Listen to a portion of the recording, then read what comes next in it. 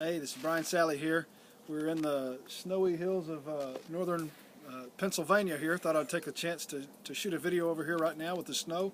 This is probably more snow than I've seen in my lifetime. They say it's about 10 inches.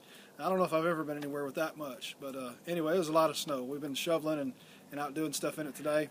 But anyway, I wanted to shoot a video today just talking again about the harvest. Last time we talked about how in 3 different occasions Jesus said that the harvest is plentiful.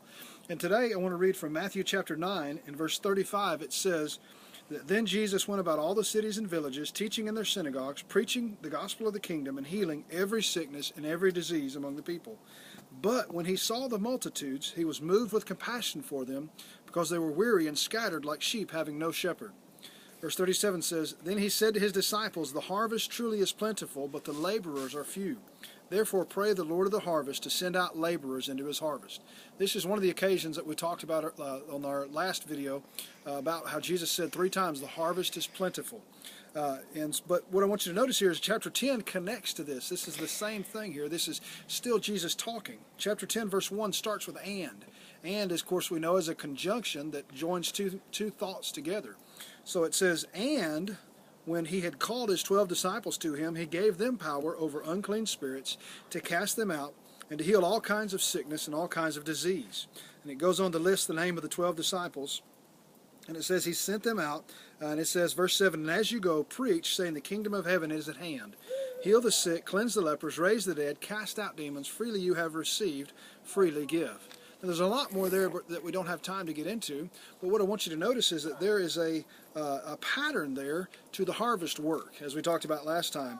Jesus shows us 3 different steps or 3 different things that we have to do in order to get involved in the harvest. And the first one is in Matthew chapter 9, verse 37, to realize that the harvest is plentiful. Jesus said the harvest is out there, it's plentiful.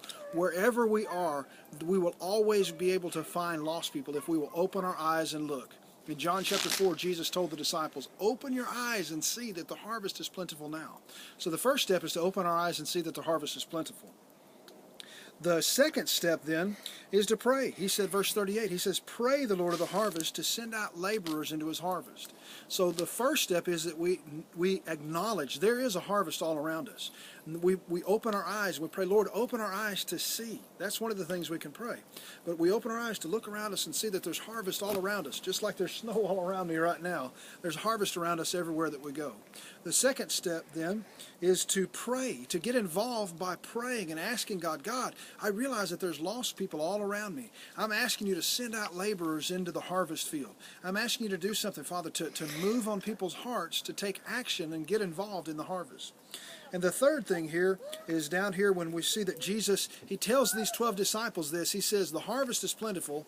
Pray for the Lord of the harvest to go out into the harvest field. But then the very next thing that he does is he says, you guys go. He says, you guys are ready.